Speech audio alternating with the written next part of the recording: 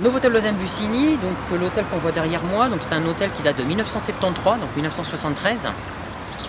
Et je dirais en 2006 et 2007, quand Jean-Yves Lorette et moi-même on est arrivés à la direction de l'hôtel, on a décidé de faire de grosses rénovations et d'investissements.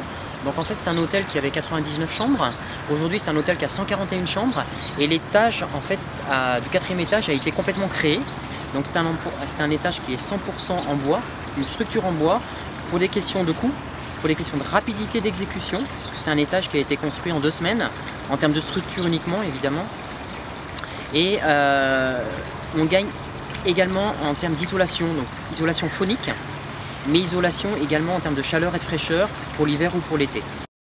Et le toit principal des chambres qui fait 2500 m² de surface, où laquelle on récupère l'eau de pluie pour alimenter les chasses d'eau des toilettes publiques et également les urinoirs, mais également tous les espaces verts sont alimentés par l'eau de pluie également.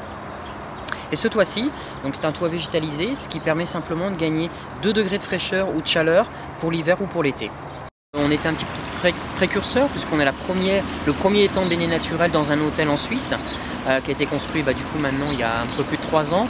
La construction d'un étang de baignade naturelle est plus coûteux et plus onéreux au départ, hein, ça c'est évident.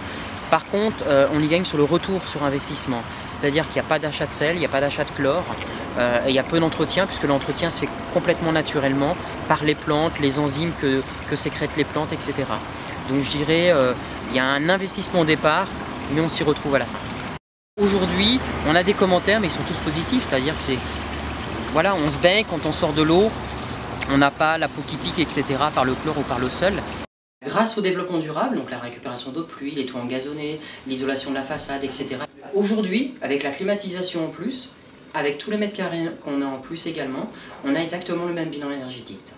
Donc ici, vos serviettes plantent désarbent, c'est-à-dire que 5 serviettes réutilisées, c'est-à-dire que le client a la possibilité de garder ses serviettes pour le lendemain ou simplement que nous on les change. Donc ça c'est un choix qu'on donne aux clients. Je dirais aujourd'hui, on a quasiment 100% de notre clientèle qui reste plusieurs jours, sur lesquels on ne change pas les serviettes. L'année dernière, on a réussi, sur l'année 2011, à planter 2500 arbres concernant le Novotel Lausanne Bussigny. Le programme de rénovation, on l'a fait sur 100% sur le développement durable.